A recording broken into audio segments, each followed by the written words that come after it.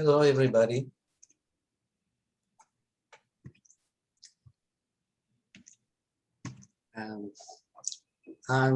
We're still waiting to Professor Vital Vivante.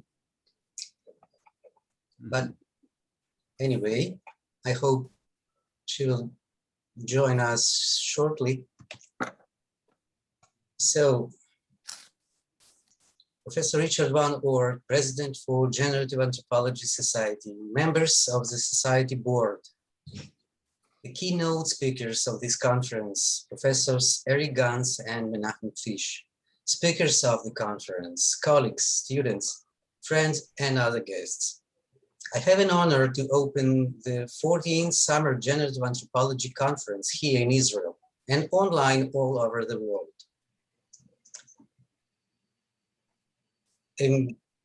40 years ago, in 1981, Professor Eric Gans published his book, The Origin of Language, a formal theory of representation, thus laying the foundation for the scientific school of generative anthropology.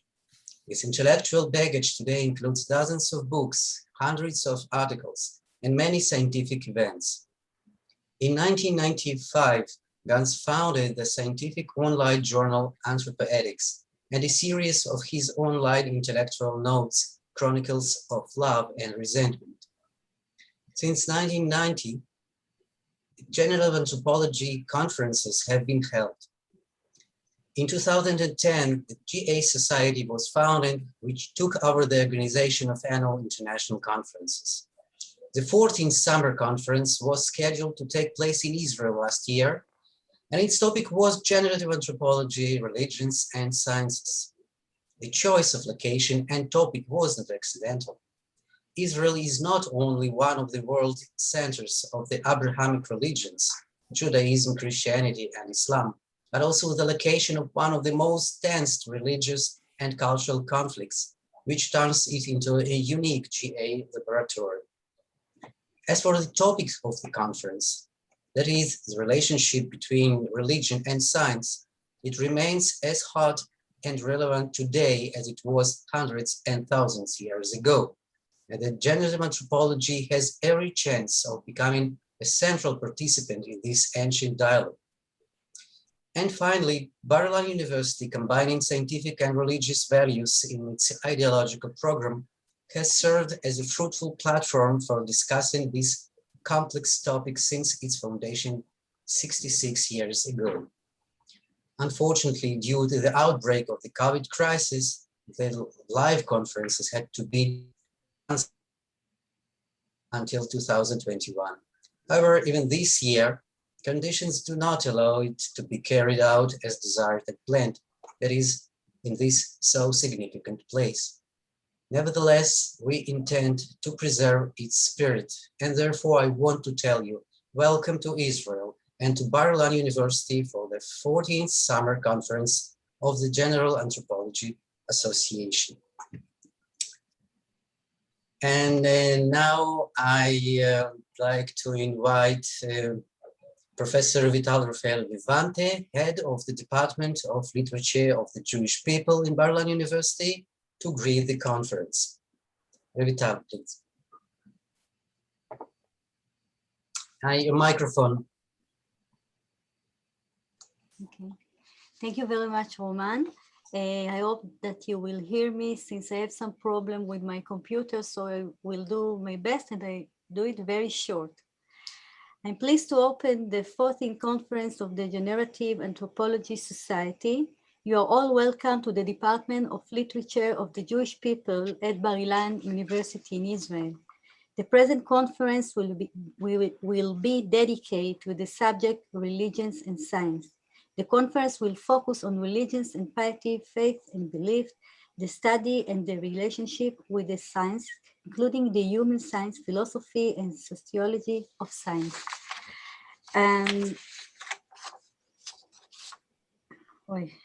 Okay. I would like to, okay. As a scholar who deals with the Hebrew medieval literature, I can assure you that the theories you are dealing with can serve the profound reading of the text written in medieval time in Hebrew, Arabic, and all European language. I would like to thank Professor Roman Katzman for organizing this event. My sincere thanks goes to Inbal Dahan, the fabulous coordinator of our department. This is a virtual conference, but as you know, we welcome you all at our department. We do hope that in the near future, we will be able to meet each other in person. Wishing you all interesting and fruitful conference. Thank you very much. Thank you, Roman. Thank you very much, Professor Rafael Vivante. And now, before we start, I'd like to thank Professor Eric Gans and the board members for proposing Israel and Bar-Ilan University in part as location for the 14th summer conference of GA Society, and for serving as the steering committee of the conference. I would like to thank to Professor Revital Rafael Vivante for providing the university platform, financial and technical support for this conference. Thank you, Revital. To Professors Richard van Oort, Ian Dennis, and Adam Katz for sharing with me their organization duties and lending a shoulder both in small and large tasks. I'd like to thank the speakers of the conference whose ideas, researches, talks, and comments constitute this impressive intellectual event, as well as to those scholars and friends of generative anthropology who have had an intention but have been unable to take part in the conference. And last but not least, to the secretaries of the Department of Literature of the Jewish People, Ms. Inbal Dahan, Ms. Rachel Ken, and Dr. Anata Deret.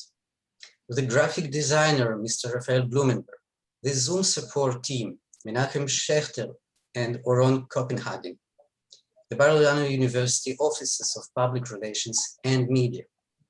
And I wish us 3 days of fruitful and joyful intellectual work. And now we'll start our keynote section, consisting of the lectures by Professor Eric Gans and Professor Menachem Fish. Allow me to remind you that this section is being streamed live on YouTube. Other sessions of the conference are not being streamed. They are open only for registered Zoom participants. Everyone can still register and get the Zoom link anytime during the conference on the website of the GA Society. The link can be found in the conference program and website and in the description following the YouTube video. You are also welcome to contact me in person for any relevant question. My email address is provided on the conference website and on the website of the Department of Literature of the Jewish People of Bar-Ilan University. All right, and now I would like to pass the microphone to the moderator of the first keynote lecture, Professor Richard van Oort. And we have 5 minutes of a break before the first keynote lecture begins. Thank you very much.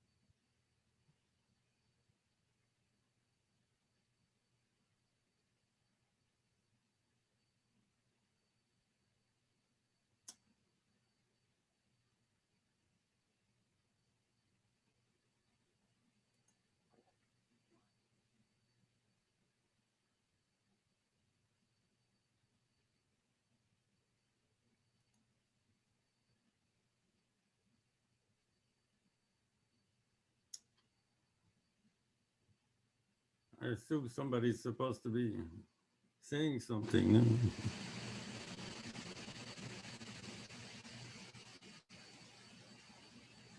Yeah, Eric, we're on a break.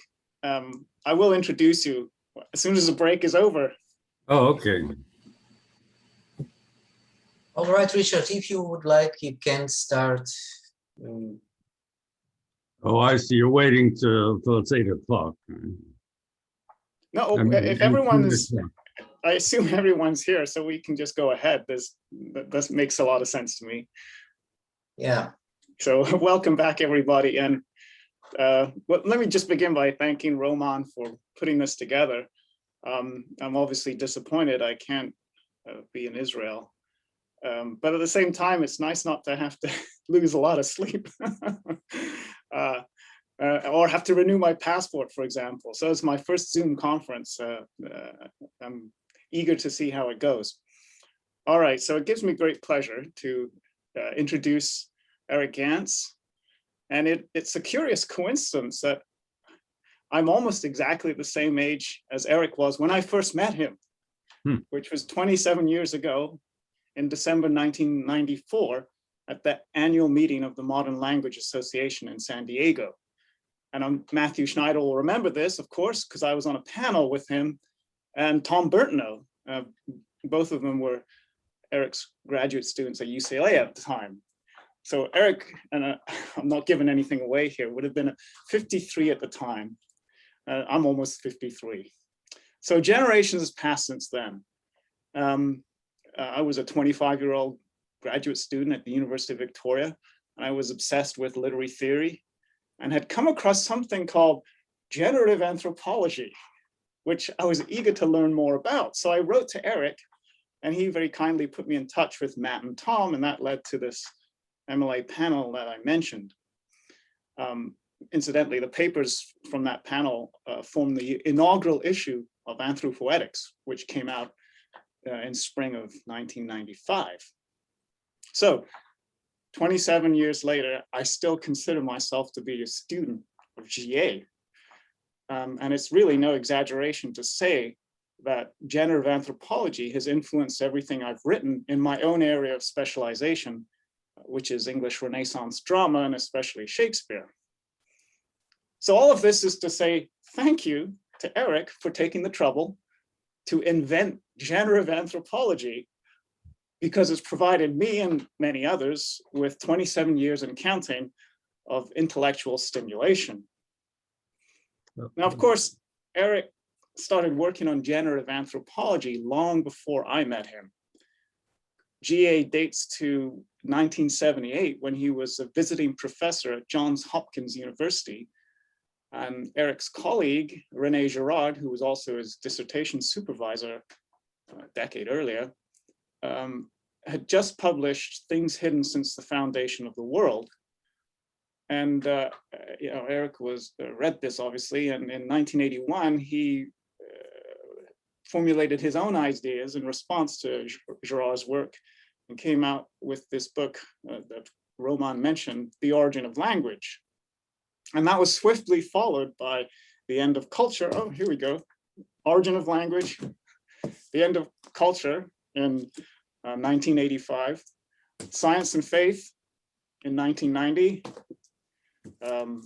Originary Thinking in 1993, Science of Paradox in 1997, and The Scenic Imagination in 2007. And Eric hasn't really slowed down since retiring from UCLA, I think in 2014. He continues to publish both books and of course his chronicles, of which there are now over 700. So it gives me great pleasure to welcome our first keynote speaker, Professor Eric Gans. Well, thank you. Since I have been retired, I'm not as familiar with this approach to lecturing as many of you are, which in a way is my good fortune, because I haven't heard too many good things about lecturing via Zoom. But in any case, So I hope you'll forgive me for a certain lack of familiarity with this new medium. And because of that, I decided to, instead of giving a lecture of, of reading a lecture, which I've been advised not to do in any case, I decided just to give a kind of extemporaneous talk with dealing with a certain number of topics. I think also the fact that I turned 80 this year has some relevance to this. It's it's, as Richard has been saying, it's the time to get out into just a second. I don't know, I have a speaker view here, but I can't see myself very well, but that's okay. In any case, I have to look at myself. So I thought I would just kind of outline these ideas in relation to the topic, which is that of the conference, the relation between GA and religion. And it's interesting that when I started, of course, working with Girard, you can't help but think about religion, but I've never, my original focus, of course, was language. And when I first thought of the originary hypothesis, it was in terms of the origin of language, which is, of course, the title of the book. I can still remember vaguely the kind of moment when I had this intuition that the scene, which in those days, with Girard's scene of emissary murder, but in any case, the scene, the centrality, and the idea of the sign as pointing to the center of the scene, that was an intuition that I had when I was at Hopkins in 1978. And as Richard said, that was kind of the origin of this whole project. And it's interesting, I've already outlined my relationships with Girard in various places. I won't go into, all that, but I became really interested in Girard's thought well after I studied at Hopkins. It was when he published in 1972 La violence et le sacré, and it was, in other words, when he elaborated his original ideas about mimetic desire into what could already be called a kind of anthropology, or I think one should probably call it a kind of pre-GA, if you want. It was a form of generative anthropology, but I wasn't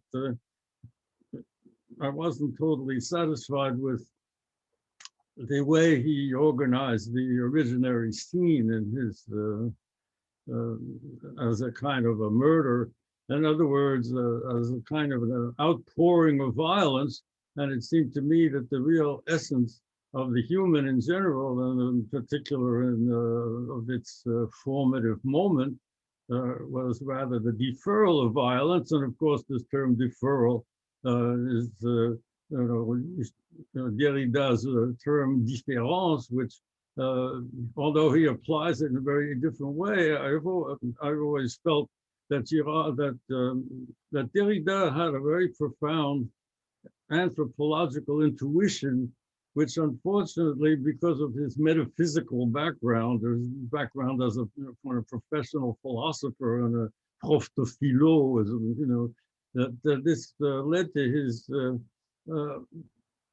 remaining imprisoned in the language and in the mindset of philosophy, all the while trying to get out of it. And that I won't go into all that at this lecture, but this point that I've written about in a number of places, there's something kind of tragic about it in a way, but I thought to call Derrida's life tragic since he was something of a rock star, as you probably know. I wonder if people remember that as well, when, there was a time when he was like a real celebrity. I remember he came to UCLA once and, he couldn't get into the lecture, that kind of thing. But too much fame is probably not so good. But in any case, so the original the origin of GA, I think I've already said enough. But what I want to emphasize here, especially in this talk in this conference, which centered on religion, but also taking place in the land of my ancestors, and it has a kind of, I think, a central relevance to GA. I won't go into much detail on that either, but I mean, GA in a way is a kind of a Jewish reply to Christianity. I mean, Girard was a real Christian and a Christian thinker, and there's a sense in which the Jews were there before Christians, but they also have profited a great deal from Christianity. The whole, modern thought has been impregnated by such people as Einstein and Freud and so on. Well, so after developing this hypothesis, I think that my point here is essentially this, that I've called GA a new way of thinking. In fact, I published a book that called A New Way of Thinking. And I think of GA as something that has allowed me to think within it for 40 years and to continue to think within it now more in my chronicles of love and resentment than perhaps in recent books. But the point is that this is a whole new way of thinking that others can also participate in. And especially, as I say, since I turned 80 this year, it's important to think about the future. So I want to develop some ideas about this. And the first is that GA is a humanistic anthropology. And back in the old days, when people like Fraser and Durkheim and so on, there was never any question but that religion was central to the human. I mean, the early anthropologists were basically studying religious rites and talking about, the centrality of religion to culture was something they didn't doubt. And in fact, it was still part of their lives, even if Durkheim wasn't himself a religious man. I think his father was a rabbi and that kind of thing. So you have the centrality of religion to culture had not really been questioned. Even say around 1900, obviously there were many atheists and so on. But even say in the French Revolution, they had l'être suprême. I mean, there was a sense in which religion was something that was a matter of course. Well, that's no longer the case today. And if you look at anthropology, you see that the anthropologists and linguists who try to discuss the origin of language never really talk about religion as anything of any importance. And I've quoted maybe too many times in my chronicles this piece from Michael Tomasello, the famous cognitive scientist, who basically, in a book on the origin of morality of all things, simply dismisses religion as a way for leaders to make themselves anointed by some supernatural force in order to impress their followers.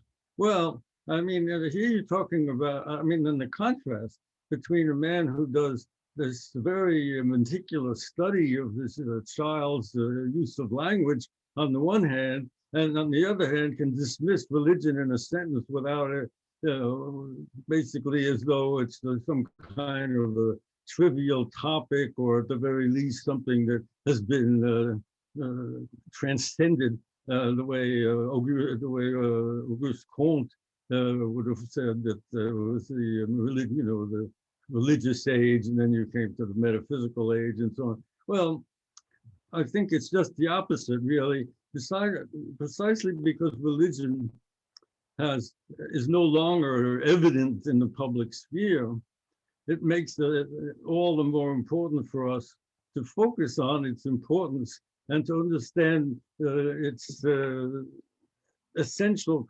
connection with the human as such. And so calling the GA a humanistic anthropology is a way of putting back in the center of anthropology the notion of human origin. In other words, what is it that distinguishes humans from from what was there before, or from our animal friends, and why is this significant? And if you look at anthropology today, it's precisely, they talk about it as though we're just a kind of superior animal. Well, that may be true in a way, and there's no reason for me to feel superior to, to the animals around me in some kind of, I'm not sure what sense. You're not better than your dog, but there is a sense in which you're more worthy of some kind of reflection, because we're humans after all, and we should be thinking about who we are rather than emphasizing humility toward everything else. Well, so I came up with the original hypothesis back in 1978. I can't go into detail on that, but it's basically the idea that the human originates in a scene, and that the scene is essentially a scene of deferral, of non-action, of what I call the aborted gesture of appropriation, and that instead of everybody jumping on the central, on this, assuming we're talking about some kind of a large animal that has been killed or found, and that a group of hunters is trying to,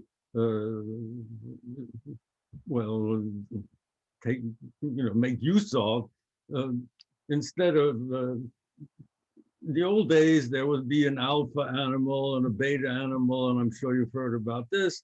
And so the alpha would go first and take his piece, and then the beta animal and so on. But my point is that in a Girardian world of mimetic desire, it becomes impossible for people to follow this order, because there's too much resentment of the first person. And so everybody kind of runs toward the object, at which point they start fighting over it. In other words, as opposed to looking at it as a scapegoat, I think it's more useful to look at it as a desirable object, and the desire is increased by mimesis, and it leads to chaos. And so the origin of the human is the point at which people realize that this is too dangerous, and they have the sense that they can't appropriate the object, and it's that moment of deferral of appropriation, or the aborted gesture of appropriation becomes a sign. In other words, they realize that if my gesture isn't just a way of saying that I'm not going to, it's not just a reaction, but it becomes a sign to the others. In other words, if I hesitate to, appropriate the object, then everyone else sees me doing it, so it becomes a sign of renunciation. So that's not the original idea, which in a way I've never really renounced, although it's required a certain amount of refinement. And Adam Katz, who was here, pointed out that this is not a reaction that would be spontaneous, as I had said originally, but rather something that only, that individuals would have to discover for themselves. In other words, at first, somebody would have to think, say, hey, everybody is pulling back, and this is a sign that, so in other words, the human is always individual and conscious, as opposed to simply reactive and instinctive. So this led me to, I obviously can't go on too long about that, but I hope you've read some of our material so you know what the original hypothesis is. Well, so this leads to the question of the definition of the human in this context. So back in 1981, I also wrote an article called Differences, and where I developed this little catchphrase, the deferral of violence through representation, which is a sort of definition, a quick definition of the human. In other words, instead of getting into a fight over this thing, you defer the violence by representing it. In other words, pointing. And back in 2014, when Richard hosted the conference in Victoria, we had Raymond Tallis was there, and who had written a few books about the hand and so on. And so, you know, I was very happy to be able to say that pointing is something that only humans do. From what I understand, I'm sure there may be some, you know, liminal types of pointing, but the idea of pointing is a three-part relationship. It's you, me, and the thing I'm pointing at. In other words, as the Zen people would tell you, don't look at the finger, you know. But the point is that pointing is a way of communicating that it looks simple, but it's basically a kind of a sign, and animals don't do it naturally. So anyway, this leads to various, I'd say, corollaries. That, for instance, the difference between desire and appetite. That desire is always mediated by the sign. It's mediated by the significance of the object that you're desiring. And in other words, you always need a mediator. And of course, this was Girard's original intuition that he developed in his first major book, Mensonges Romantiques. But it was only when he wrote La Violence et le Sacré that this became a real, the basis of a real anthropology. So another element of this, of course, is the scene, because this is the question of the scene. Do animals have scenes? Well, I mean, obviously they have a scene in the sense of a perceptual universe that they can look at, and they can focus on something, like if they see a prey animal or if they see some danger, they can focus on that and not care about what surrounds it. But the idea of the scene is also an aspect of human consciousness. In other words, something that you understand is a scene. There's that sense of scenic consciousness. And this is something that I developed essentially in originary thinking. I tried to talk about the aesthetic scene as something that evolves over the years, and in particular, especially in relation to Shakespeare, in particular, the difference between the old Greek theater, where the presence of the heroes and so on the scene was not itself an object of contemplation, and the so-called what I call the neoclassical theater, which came after Christianity and so on, and for which Shakespeare and Racine are the two great exemplars. And well, one could talk about Calderon and so on. But in any case, the idea is that if you look at Shakespeare's plays, in particular Hamlet, there's the sense of becoming part of this, of joining the scene, of entering the scene, which is something that you don't have in Greek tragedy. Achilles doesn't concern himself with, now I have to actually, you know, I have to really be on stage, I have to do something important. That's not a part of that mindset, but it's definitely part of the mindset of all of Shakespeare's characters. Hamlet, of course, most classically, but you know, it's true of Lear, it's true of any of them. They're always thinking about their public role in a kind of reflective way, so that, and I developed a kind of typology of scenes where I talked about the romantic and so on. But the point is that this is another aspect. And more recently, I wrote about what I call the screenic, which is which I thought was a pretty good neologism, although since I'm not an influencer, I can't, it hasn't become a watchword, but the screenic, everybody walks around with a little portable screen. And in a way, this is the fulfillment of culture, as you know, we're all living in the screens, you know, having this is a rather strange kind of scene, but it's still a scene. In other words, I'm in the center and you're listening to me, and then other people will. And this is not something animals do. And so it's something that is essentially human. And from this, also developed the notion of morality. In other words, how do these humans relate to the center? Well, as opposed to having an alpha beta series of, we might say big men or big animals, and going down to the little animals, it's basically one of equality and reciprocity. In other words, the human scene, its most basic, is egalitarian.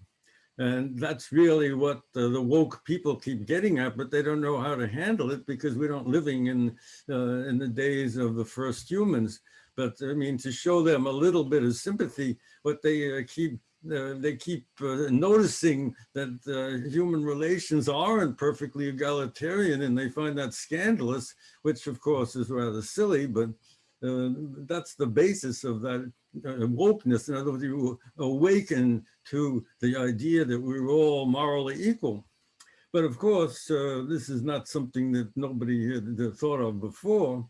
And the question of the difference between morality and ethics, I think, is another point that GA can deal with. In other words, the ethical, you have to deal with differences and differences of abilities and differences of power. But morally, we're all equal. And I think everyone recognizes that. And in some sort of, in very basic situations, people tend to, revert to that. Like if you're, in a lifeboat or something, who gets the first piece of meat or whatever. Well, you don't say, well, I'm smarter than you, so I eat first. You tend to draw straws or something. You all recognize each other's common humanity. But ethics can't deal with complicated social structures by simply talking about our common humanity. So that's a point which I think GA, in other words, is also of value. And the question of I think Adam, by bringing up the point that even in the originary scene, somebody must have gone first. Somebody must have been first one to think of, hey, this pointing is not just, I'm not just hesitating to take the thing, I'm actually pointing at it. I'm actually conveying a message to other people and not simply aborting my appropriative gesture. Well, as Adam pointed out, this isn't something that would have occurred to the whole group simultaneously. It's an individual piece of intuition. And it's, so in other words, it's an element of firstness. And if I had more time, I would elaborate a bit on the whole question of firstness, because I don't have to say anything in Israel about the Jewish condition, but as the so-called chosen people. But why is there only one group of people in the whole world that has a special name attached to them, which to their hatred, anti-Semitism, which of course. Why is this small group of people so hated? And then even today, which something shocks me because I was brought up right after the war, and in those days, people couldn't be too anti-Semitic after the Holocaust, but today it's coming back, and you have even people in Congress and so on. Well, why is anti-Semitism so eternal? Well, it's very simple. Jewish firstness, the God of the West is, was originally created or originally conceived, or let's just say originally understood by the Jews, and there's no way. So the Christians added something to Judaism, Jesus and so on, as a fulfillment of it.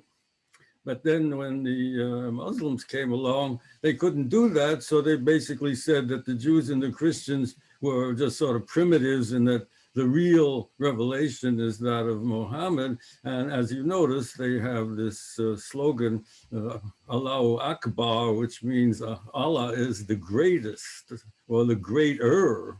So, greater than what? I don't think that the Jewish God just said, I am who I am. He didn't say I'm greater than anybody.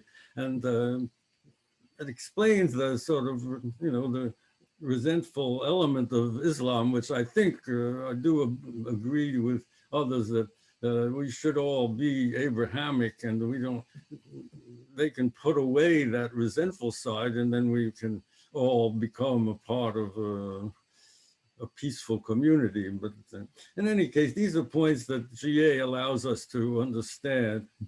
But more recently, and especially since my contact with Bishop Bar-Ilan, who was present at this meeting, I've been thinking more about the sacred.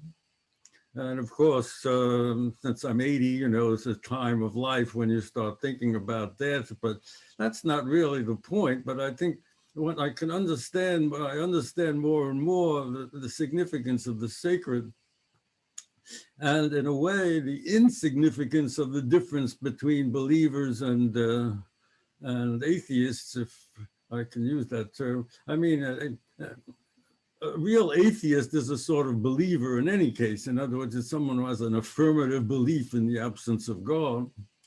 But the point of the importance of the sacred as a center of the human is something that has to be preserved. And so more recently, I've thought about that. Where is the sacred in the originary scene? It wasn't my original purpose. I was thinking about the origin of language. But all these cultural phenomena are essentially one. And so I had the intuition or the idea that the sacred and the significant in the origin are the same. In other words, that thing in the center is the object of all our desires, is significant. It's the one significant thing because it's the object of the only sign that exists. This is the first sign of language, sign number one, and it's designating the central object. Well, so it's significant, and at the same time it's sacred. But we have to be careful about this because what is the sacred? And I think, as I say, my correspondence with Bishop Bar-Ilan, I came up with this term, a sense of the sacred, which isn't very elegant, but it seemed to me that allowed me to speak about myself and others who don't consider themselves men of faith, but who have a sense of the sacred. And of course, we're all familiar with not being able to take that last piece of cake, the sort of the cake plate is there and we're all kind of afraid to take the last piece, which is a very kind of trivial, but nevertheless significant repetition, or you might say air of the originary scene, the sense of being prevented from actuating our desire by a kind of force. Well, my idea is that that's precisely what the sacred is. The sacred is the sense of experiencing a will which interdicts the possession of the center. And I think that this allows one to consider this will as either incarnated in a God or something that we experience. And I think that the difference between religion and non-religion is more a matter of training, in that in the past, people got their religion from their parents. I mean, that's why Freud talked about the superego as essentially the introjection of the father. He wasn't really talking about the father, he was really talking about God. But the point is that you learn religion from your parents. And so when you're told not to do something, the sense is that, it's daddy who's telling me not to do this. And then later I get some religious training, and I know I'm given to understand that it's really God who's preventing, but it's that sense of inhibition or deferral, I think is a better term, that is associated with God or with objects of faith, but one can do without the faith if one accepts the notion of a sense of the sacred which prevents one from violating it. In other words, the sense of an inhibition, which is not simply an inhibition in the Pavlovian sense, a kind of a conditioned reflex, but an interdiction as opposed to an inhibition. So that's the kind of the focus of my recent reflections on this. And so I will finish with this, well, I don't know, finish, but let's say this leads me to the kind of final point that I've been able to make use of the originary hypothesis and its scene for 40 years because it's a model that allows anyone to intuit it. In other words, it provides the possibility of what I call an originary phenomenology. That's a term I hadn't thought of back in 1981. In other words, all this discussion about the scene and it's used to illustrate these ideas, or if you like, to generate these ideas, is based on the notion that one can intuit the scene, and that we can all share this intuition, just as the distant ancestors shared the originary scene at the time of their, well, you know, the originary moment, which I used to make a fuss about that being unique, but obviously it doesn't have to be unique. The point is that it happened at some point, and that the humans that survived and that we are now part of all experienced this at one moment or another. But the point is that in this context, we can all put ourselves in the place of these people, and thereby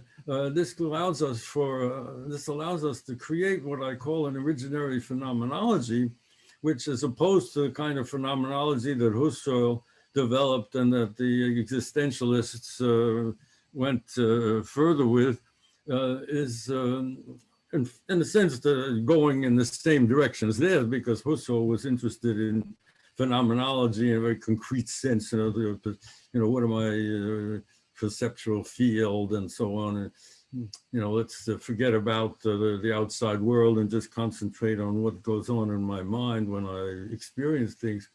But, you know, the existentialist, Heidegger in particular, of course, generalized this to the human condition and Dasein and whatnot. And I have always thought, by the way, this is another point, that Sartre's idea of the pour soi, which of course he takes from Hegel, but in a much more psychological sense, that the pour soi and the separation between you and your object of the pour soi, a néant, is much more attuned to GA's view of things than Heidegger. Sartre doesn't get much play nowadays because he was, well, for various reasons, but I've always thought that L'Être du Néant actually has a lot more in it than people give it credit for, as opposed to Sein und Zeit, which is, you know, which has its own value, of course. There's no point in having to choose one or the other, but that Sartre's view of the pour soi is really very close to GA's idea that you are sort of standing back from the object. It's always scenic, in other words, that Sartre had a much clearer scenic intuition than Heidegger. But in any case, the notion of an originary phenomenology is what I was attempting to, shall I say, leave to those who will follow. In other words, this isn't just my idea, it's an idea that we can share because we can all intuit this. It's not something, as opposed to metaphysics, and I've been writing about that quite a bit, I won't talk about it here, but as opposed to the whole metaphysical tradition where you play with words, where you play with them, but I mean, you try to find the meaning of words, like when Heidegger talks about being. Well, being is just a word. What does it mean? How far can you go by looking at the word being and saying, what is being? The essence, and there are, beings, and there are Zionist and Zion and so on. Well, I mean, that's all very nice, but it requires you to kind of get into Heidegger's brain, and then you can write a book about what Heidegger was thinking. But that's not really what we're after, are we? You're not interested in what I'm thinking or what Heidegger's thinking. You're interested in the human. And I think with this notion of GA as an originary phenomenology, it allows you to use it as a tool to understand various things. And so I will end, allowing some time for questions, I assume. I will end on this point that there are many research possibilities. For instance, back in 2016, when I was invited to Nagoya by Matthew Taylor, who I assume is here somewhere, but anyway, and I spoke about Nagarjuna's attitudes toward paradox and so on. It allowed me to develop a very elementary kind of typology of religion. In other words, that Western religion is focused on the center, and of course, very much on the whole idea of the crucifixion. In other words, that you should identify with the center as the victim. And this allowed, this both led Girard to his original intuition, and at the same time, I think, misled him a little bit into seeing the central figure as essentially a victim, whereas, Jesus himself pointed out that his body was something edible, if you remember, blood and bread. Well, I mean, wine and bread, but the communion, in other words, isn't just spiritual, it's also material. Now, even though the spiritual is of greater value, but but in any case, no point in arguing about that. But so this allows for some, whereas Buddhism and Nagarjuna's world of where he uses a kind of a paradoxical argument to basically undo the declarative sentence. He basically said that no sentence really says anything, the voyage has begun, it hasn't ended. Well, that this allowed me to oppose this kind of Buddhist attitude to that of the West. The West is about desire and trying to transcend it and so on, whereas in Buddhism, you put it away from yourself. In other words, you clear the scene. All these techniques of Buddhism are basically that people have adapted to the West. They're basically ways of emptying the scene. In other words, the true sacred is emptiness. The true sacred, because, and I should emphasize this point, it isn't that animal in the center that you're hungry or that you want to eat that is sacred. The sacred is a force that inhabits it, but it's separate from it. You're not worshiping the animal, you're worshiping that force that prevents you from taking it, and it's force which, if you like, emanates from the group as a whole, as Durkheim might have said, but in any case, that's the sacred. But in Buddhism, the essential thing is to clear out all these objects of desire. You put your desire away from you, and then you can see that that's the scene itself, which is essential, which in a way is very nice and pure, but it doesn't quite solve the problems of practical life the way Western religion does, and which is why it's Western religion, which, or let's say the Western world, which has become the dominant force in history, but which may be ending at the moment. you know, but I mean, this would allow for a kind of research. The point I'm saying is that you can do this with other religions, and this would be an interesting way of kind of rewriting or restarting comparative religion to understand it in terms of the originary scene and see what aspect is focused on in a given religion. And so that's one example. And of course, aesthetics is another one where I've already mentioned the use of the scenes in the difference between Achilles and Hamlet and so on. And then, of course, in political theory, which is another area which I can't say that I've done too much in, although I did write back in 2001, I published an article called A Critique of Pure Fairness, which I think has a lot of relevance today. If you think about the whole, you know, all the controversy over things like testing and, you know, my old high school, the Bronx High School of Science, people like de Blasio keep trying to eliminate its entrance exam, which is basically, you know, a meritocracy, and it's called, you know, all kinds of names today. Well, you know, these are aspects of political theory that I think GA allows one to talk about. And in particular, the whole question of, you know, what is liberal democracy as opposed to the kind of hierarchical organization you have in places like China. And, you know, the question, in other words, in 1989, we all thought that liberal democracy was just the only way to go. But now we see that these autocracies have a great deal of staying power.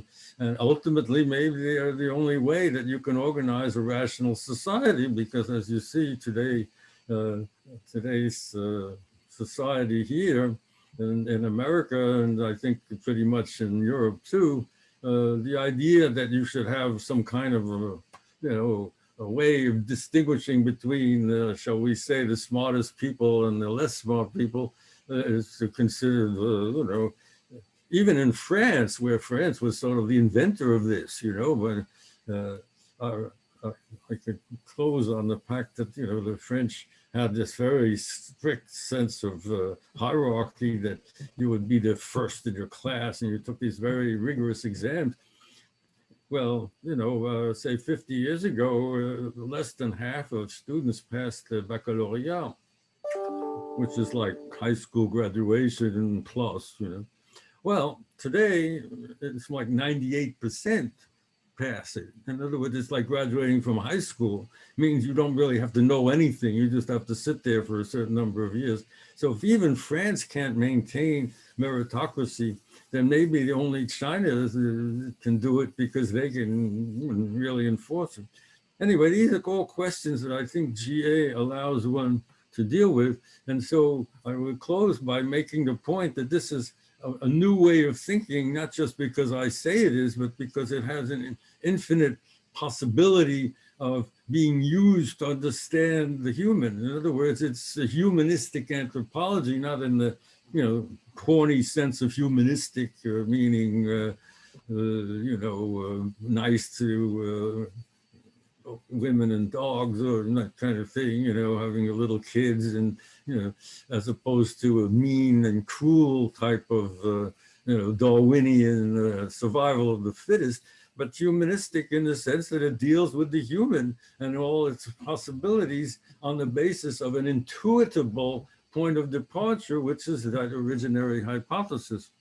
So, and therefore, I can leave this to the future with some hope that others will pick up as some of you already have, pick up the ball and run with it, because I think, well, let me close on this one point. Nobody else, there is no other theory of the human origin that is comparable to the originary hypothesis. It was certainly partially derived from Girard's idea of the originary scene, if you want to, but, and there are others, but this is a theory that's plausible and concrete and allows anybody to put himself in the place of the participants, and thereby becoming, it becomes a phenomenology that can be shared. So when the rest of the world gets tired of talking about systemic racism and whatever they all talk about now in universities, maybe they can realize that this is a whole new way of thinking. That is something that one doesn't get every day. And hopefully people will make use of this as a way of exploring the human, which is really our purpose as thinkers. Okay, great. Thank you, Eric. Yeah. So we have some time for questions. I'll try and keep my eye on everybody. I see, oh yeah, Bill Carpenter. Oh, he's applauding. I thought that was a hand. You can use the reactions, or you can just simply put your hand up. Or you can maybe if the chat. You're in charge of this, right? So I don't have to try to. No. I'll scan the audience. Don't be shy.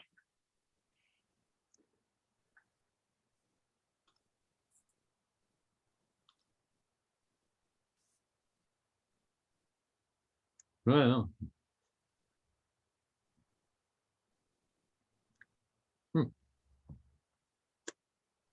Well, I guess this group already kind of knows enough about GA that they don't have to ask questions of the sort of, well, what do you mean by originary and that kind of thing. Yeah. But yeah, Ian, go ahead. Hi, Eric. It's a great talk. Thank you again, as always. Typologies of religion you were mentioning. I just wondered if you'd had any thoughts on the one great faith that you haven't mentioned would be Hinduism, I would assume.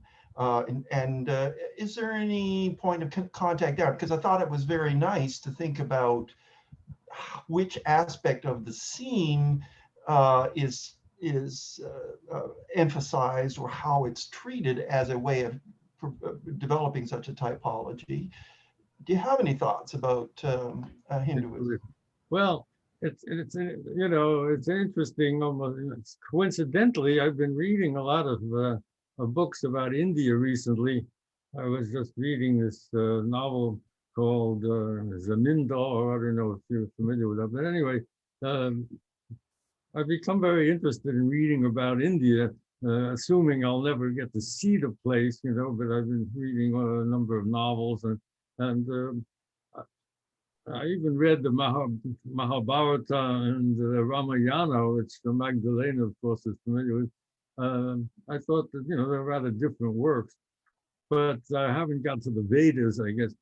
So, I feel that my knowledge of Buddhism is extremely slight, but I had that opportunity because of going to Nagoya, and there was a specialist in Nagarjuna there. I don't remember his name anymore, but so I thought it would be, and he had written a book about Nagarjuna that I made use of in my talk, and I think Ian did too. In fact, we both had very similar presentations. So, I feel that I'm just an amateur in this area, but I'm sure that a lot can be said. I mean, the only thing that I would say is that I can understand is, Buddhism, of course, is a development of these Hindu ideas, which I don't believe, by the way, that Hinduism is really a category that the people who follow it accept. If I understand correctly, is, Indian religion is, you could say you're a Hindi speaker or something, but you wouldn't really think of yourself as a believer in Hindu religion, and you're a worshiper of Rama or Krishna or whatever. So I would say that that's a very interesting topic for research. My basic sense of it is that it's, it's a kind of preliminary to Buddhism, in the sense that Buddhism sharpens its vision of the sacred in allowing precisely for these techniques of emptying the scene. In other words, the notion of the empty scene but it descends from this old idea, which I'm not sure how far back it goes, that basically the whole point of living is to extinguish yourself. In other words, you live through this series of reincarnations, but the best way of being reincarnated is to not be reincarnated. In other words, nirvana is this sort of emptiness, and that it's so, the origin of Buddhism comes from that. At least the Buddhists want to stay alive while they're doing it, whereas this what I suppose you could call this originary Hindu idea is that the way to show that you've retained perfection is to disappear. I'm not sure to what extent you remain somehow present while you're in nirvana, but in any case, it's that idea of extinguishing desire, which is essential, as opposed to the Western idea of, fighting against it and transcending it, but as opposed to simply removing it, In other words, you don't consider these passions evil, they're just something that you should put away, that it's a sort of childishness to desire anything. And you should just remain in this sort of empty space. But I haven't explored this enough. I don't have the qualifications for this, but I think that this could be done. Even, let's say, recently I even read a couple of things like the Analytics of Confucius, and I was struck by the fact that they're so this worldly. Confucius was a practical guy. He wasn't a religious thinker, really.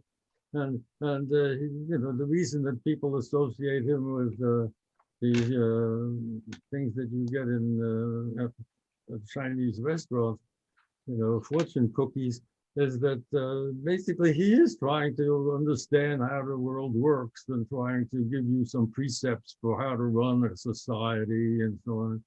And it's amazing how far that is from the sort of mystical aura that you get from Buddhism, or the mixed quality that you have in Christianity, where you have the separation between the kingdom of God and the kingdom of the world, and Caesar and God. So yeah, there's a lot to be done there, and of course there are all kinds of other religions. So I think it's a great research area that I'm a little too old to have to start, but I think it's definitely something that needs study, and that would reward the study.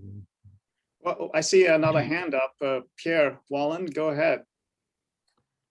Okay, Adam, I got you. Thank you. Thank you, Dr. Gans. I was struck by your comment about the baccalaureate in France, where I live. And it's true, in 1970, when I passed the bac, there were about 40% who got it. And today it's about 95%.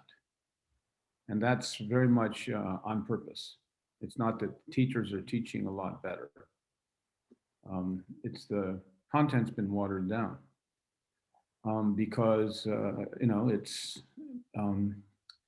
it's too much like meritocracy, and God forbid that people should deserve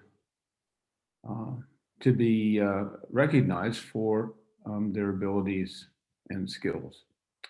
But my question has to do with the sense of the sacred. I mean, we've been discussing that privately. I liked your piece of cake image. Mm-hmm. It's homely enough. In other words, as we would say in my line of work, that'll preach. But again, it is a sense of something that is there that you can't talk about, or that you can't deal with. In other words, it's almost like reality intussuscepted, turned inside out. And can you say a little more about sense of the sacred? Because it's pretty. Well, I mean, I think I more or less discovered that phrase in our correspondence, trying to express what it is that we all have in common, whether or not we're believers or, you know, people of faith. And in a way, the sense of sacred is a kind of faith, the sort of, you know, degré zéro de la foi, if you want, but it's the kind of sense that the holiness, well, it's part of desire, and it's something that one has in various contexts. I think beauty is one of these ways of experiencing the sense of the sacred. I mean, it's not, you know, nowadays it's considered bad form to talk about beauty, but in any case, well, everything has become bad form. And because precisely everything that seems to invoke a hierarchy is considered to violate this notion of universal, you know, humanity and its all equal moral value.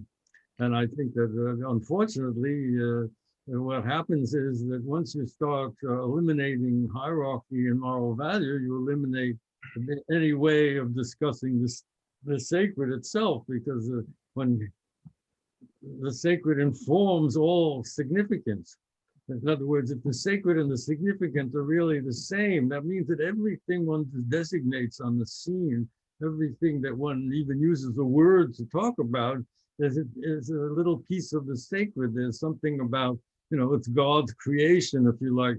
And once you stop being able to distinguish between, you know, one level of being and another, then you are, you know, left without any possible vocabulary. But nevertheless, people go to the movies to look at, you know, beautiful people, for instance.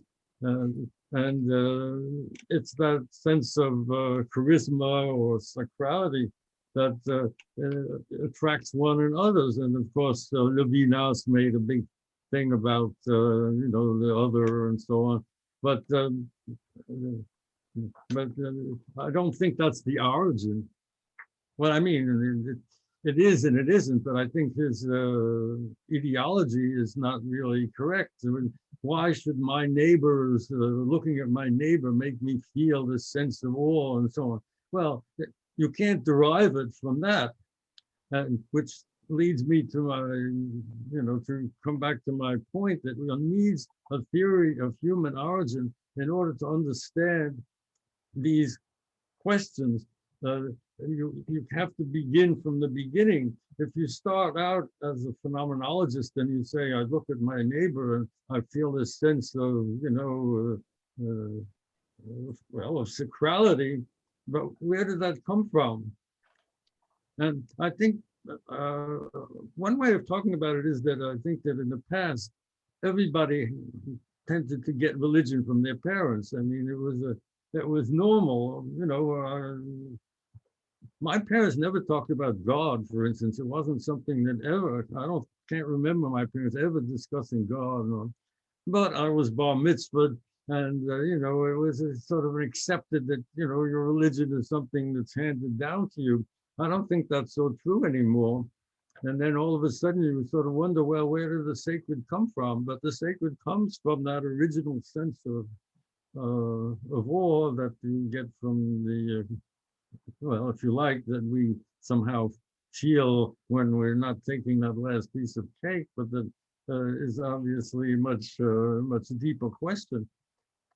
Well, at one point I had one slogan that I hadn't brought out, which I think is significant, is that the human is the only species which is more dangerous to itself than the outside world is.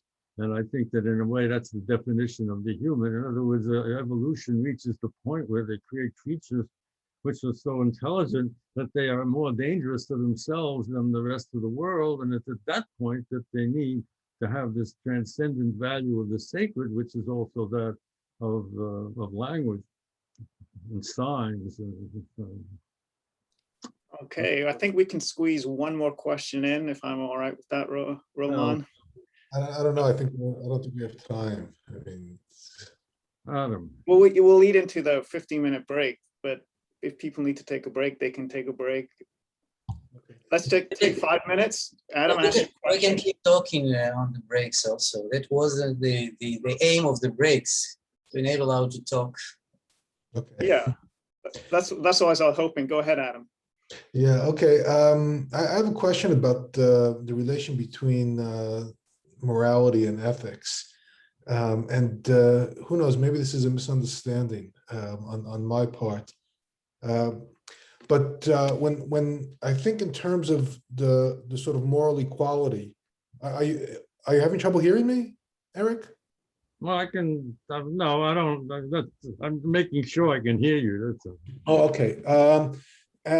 When I think about morality and in a sense, the sort of common sense way of talking about morality, doing the right thing, being a good person, and so on, I'm not, it doesn't seem to me there's an easy path from the kind of moral equality that you were talking about before and that other way of talking about morality. And even if we take the example that you gave, say the lifeboat example, well, I mean, there's a lot of things that would be going on in that sort of situation other than dividing up food, right? In other words, if we just take that model, dividing up food and thinking about dividing up food equally, well, I mean, that's one thing that might be going on in kind of an isolated group or an emergency situation, but there are also going to be decisions that need to be made. Who's going to be doing this? Who's going to be doing that?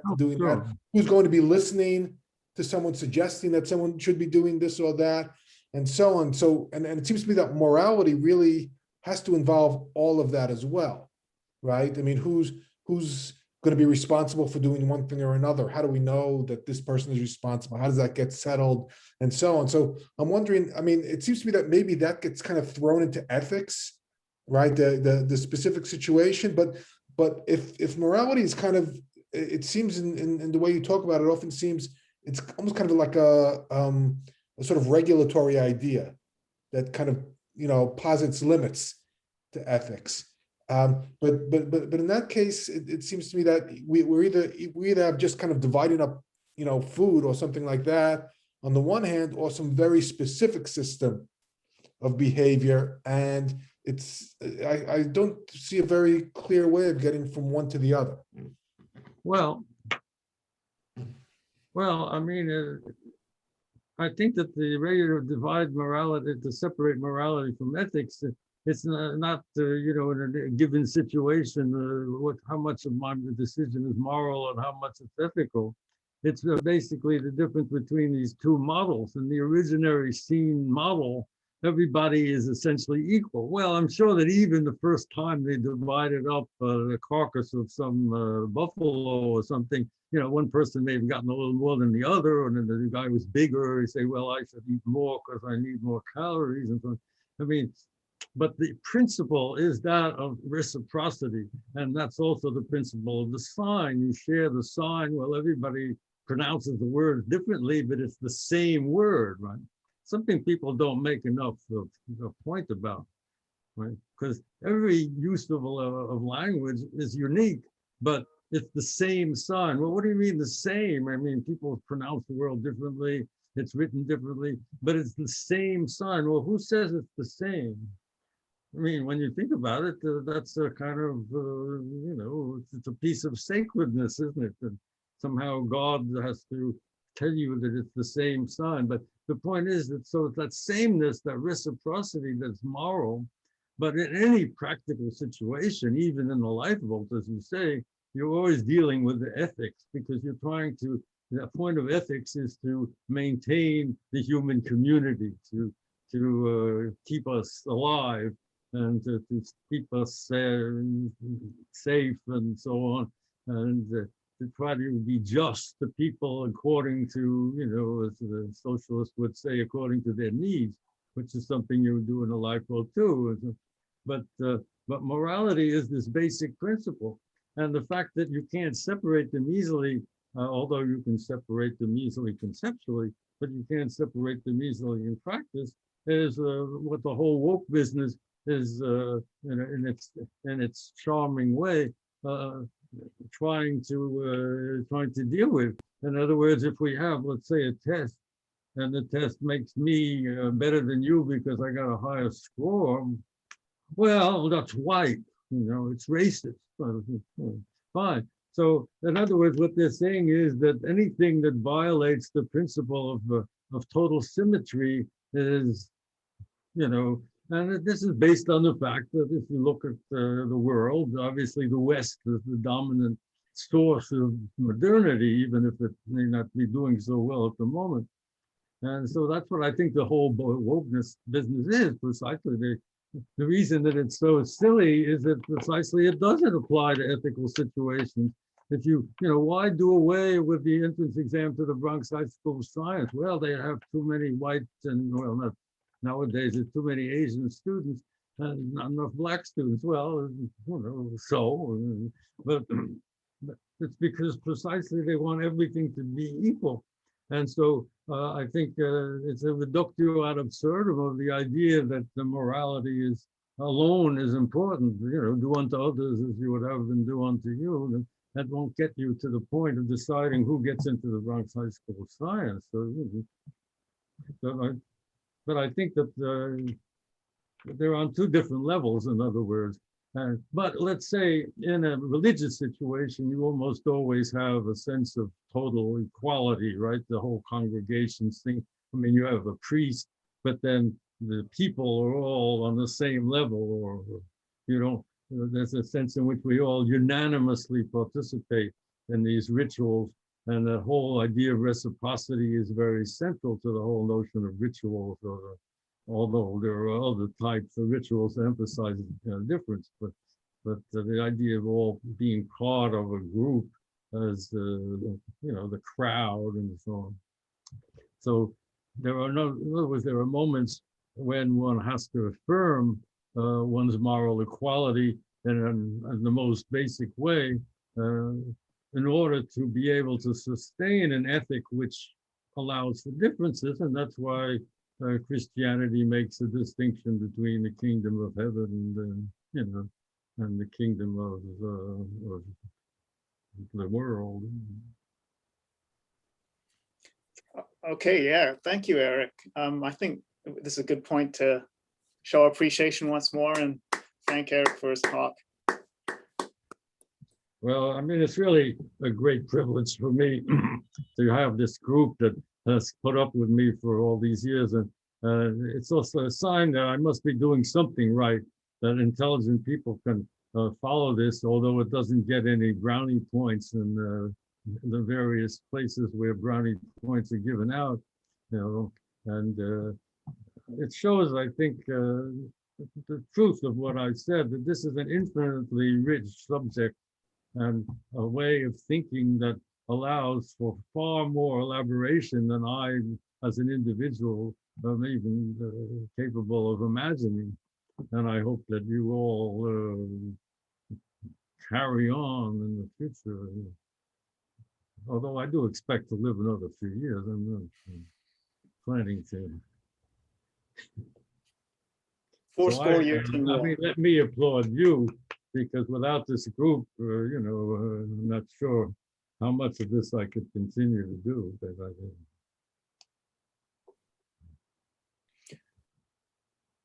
So I think we have 5 minutes, right, Roman? Right, Adam, you simply start in 5 minutes, okay? Okay.